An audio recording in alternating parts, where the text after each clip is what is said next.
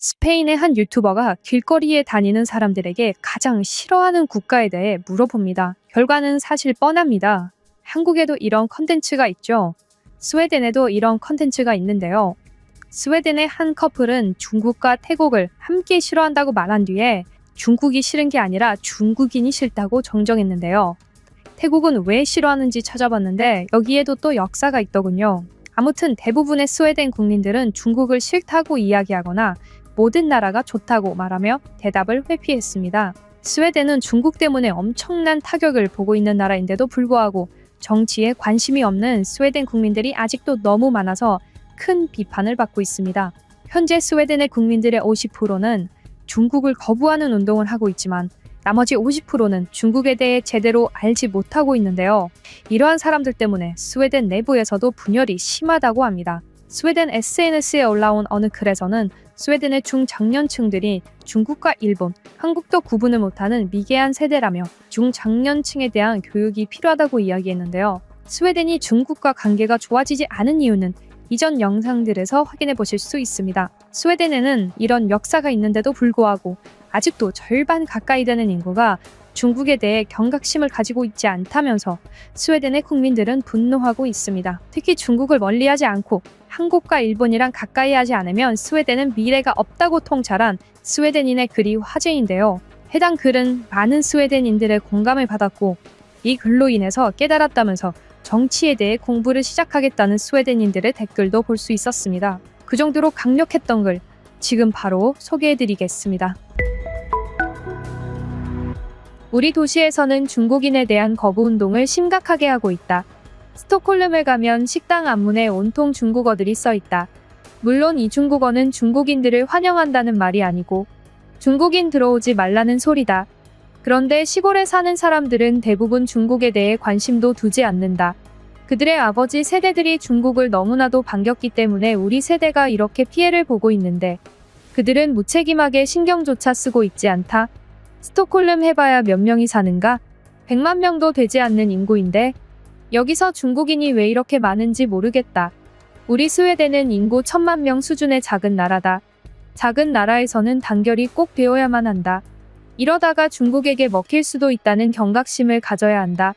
이 사실은 대부분이 알고 있는 상식이지만 중국은 스웨덴을 오래전부터 유럽 진출의 발판으로 생각했다. 중국은 절대로 스웨덴을 포기하지 않을 것이다. 그러니 우리는 앞으로 큰 경각심을 가져야 한다. 스웨덴 사회 곳곳에 중국이 섞여 있다. 현재 통신 관련 기술과 우주 기술 등 많은 기술들에서 중국 회사들을 배제하고 있지만 그럼에도 불구하고 이곳저곳 중국 제품들이 넘쳐난다. 현재 중견기업들의 사장들은 아직도 중국의 제품들이 가장 값싸다는 이유로 이용하고 있고 중국인들과 협업을 하면서 중국인들을 스웨덴에 불러오고 있다. 그들을 생각할 때마다 나는 피눈물이 나면서 분노하게 된다. 코로나는 너무나도 많은 사람들을 피해줬고 심지어 그들이 줬던 코로나 키트는 더 많은 사람들을 죽였다. 정치인들은 이것에 대해 반성을 하고 있지 않으며 이것에 대해 국민들의 절반이 불만을 표하자 이제서야 정부가 움직이기 시작했다. 정부는 중국 스파이들을 내쫓는 일을 하고 있는데 지금 스파이만 내쫓는 것이 중요한 것이 아니다. 스웨덴 사회 곳곳에 들어온 중국 제품들을 내보내야 한다. 얼마 전에 내 옆집에서 내 친구의 어머니가 인터넷을 이용하는데 중국 어플을 스웨덴 앱스토어에서 받은 뒤로 핸드폰이 엄청나게 느려졌다고 한다. 나중에는 핸드폰을 쓰지도 않았는데 매우 뜨겁고 배터리가 빨리 닳아서 핸드폰을 바꾸러 전자기기 매장에 갔다. 매장에서 일하던 사람이 핸드폰을 좀 보여달라고 했고 거기에 설치된 중국 어플을 확인했다. 알고 봤더니 그 어플은 중국의 어플로 핸드폰이 꺼져 있을 때에도 서버가 돌아가고 있었다. 서버가 어디에 이용되었는지는 아무도 모르지만 요즘 중국에서는 좀비 어플 바이러스라는 것을 뿌리고 있다고 한다. 이 바이러스는 트로이 목마 바이러스처럼 중국 어플에 달라붙어 모두의 핸드폰에 설치된다. 그 뒤로 핸드폰을 사용하지 않을 때에도 중국의 어플이 구동되는데 그 서버를 이용해서 중국은 비트코인도 채굴할 수 있고 서버를 이용해서 가상 컴퓨터를 만들어낼 수도 있다. 개인정보가 빠져나갈 수 있는 것은 당연한 일이고 계좌까지 전부 털려버릴 수 있다는 것이다. 스웨덴은 지금까지 중국에게 계좌가 털리는 공격을 받은 기록은 없지만 우리는 경각심을 가져야만 한다. 중국과 가까운 나라인 한국과 일본에는 보이스피싱이라는 단어가 있다고 한다. 말 그대로 보이스피싱인데 그들은 아주 오래 전부터 가까운 나라인 중국에게 시달려왔다. 그들은 이제 중국으로부터 아무것도 믿지 않는다. 우리는 그들에게서 좀 배워야 할 필요가 있다. 우선 한국과 일본인들은 중장년층의 사람들도 정치에 관심이 많다. 그리고 그들도 중국에 대한 경각심이 매우 강하다. 스웨덴은 오로지 젊은 사람들만 중국에 대해 알고 있고 중국을 멀리하려고 하고 있지만 스웨덴의 중장년층들은 여전히 중국에 대해 호의적이고 중국을 형제의 나라라고 생각한다. 그들은 최근 뉴스를 전혀 팔로우업하고 있지 않다. 그리고 스웨덴의 중장년층들은 중국인들이 코로나를 퍼뜨린 게 아니라고 생각한다.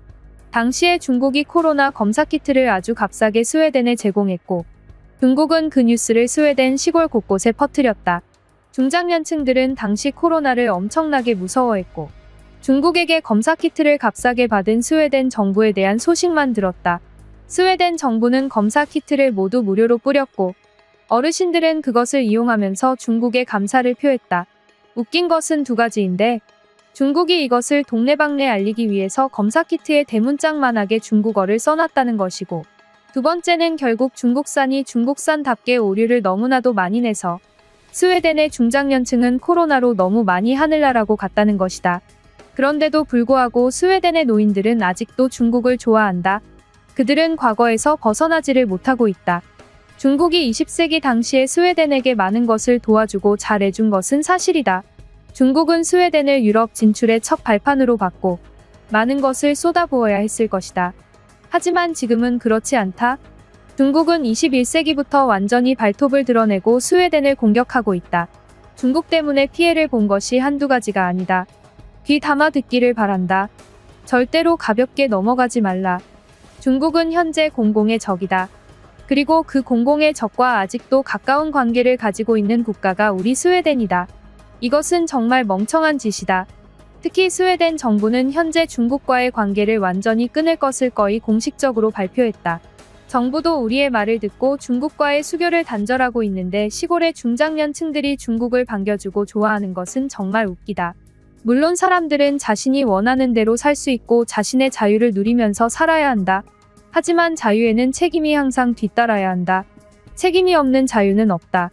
그리고 자유를 지키기 위해서는 사회주의, 공산주의를 멀리해야만 한다. 이 사실은 우리가 사실 어릴 때부터 배워오는 것들이다. 나이를 먹으면서 사상의 중요성을 잊어버리게 되지만 지금 중국과 가깝게 지내는 사람이 많은 이 시점에서 다시 상기해야 할 필요가 있다. 자유는 좋고 당신이 중국이 좋아서 중국을 놀러가는 정도의 자유는 보장되는 것이 맞다. 하지만 그들의 사상이 스웨덴에 깊게 스며들려고 할 때 우리는 그것을 단번에 끊어버릴 줄 알아야 한다. 그리고 그것을 냉정하게 끊어버려야 하는 순간은 바로 지금이다. 지금이 아니면 스웨덴에게 더 이상 기회는 없다. 최근 중국에서 내쫓은 기자의 사건은 이제 중국과 이념 전쟁의 시작이 되었다. 스웨덴 국민은 의지도 없고 약하고 행동력도 부족하지만 멍청하지는 않다. 우리는 좋은 교육을 받아온 사람들이고 사상이라는 것이 얼마나 중요한 것인지 모두가 알고 있다. 중국이 위험한 자들이라는 것을 널리 교육시켜야 하고 항상 경각심을 갖도록 하자. 한국과 일본은 국가 전체적으로 중국을 멀리하려고 하는 통념이 깔려 있다고 한다. 스웨덴이 필요한 것은 바로 그 통념이다. 라는 글이었습니다. 스웨덴은 땅은 크지만 인구는 정말 적은 나라인데요. 수도인 스톡홀름의 인구는 100만 명이 되지 않고 스웨덴 전체 인구가 1000만 명 정도 됩니다. 인구가 적으면 적을수록 사상 프로파간다에 약해지기 마련입니다. 스웨덴은 그 사실을 알고 벌써부터 경각심을 가지자고 말하는 것 같습니다. 이 글 작성자는 그래서 스웨덴인들은 행동력은 적지만 똑똑한 사람이라고 자부했는데요. 자기 국민들이 답답하지만 그래도 똑똑한 사람들이라고 믿는 모습은 정말 배울만 했습니다. 저도 제 영상을 봐주시는 여러분들이 정말 똑똑한 분들이라는 것을 아는데요. 똑똑하지 않은 사람이면 이 영상을 이렇게 끝까지 볼 수가 없다고 생각합니다. 이 영상 끝까지 봐주시면 좋아요 눌러주셔야 하는 것 아시죠? 다음 영상으로 가시기 전에 똑똑한 구독자님 분들에게 좋아요 한번 요청드리면서 저는 이만 뉴스폼의 안기자였습니다.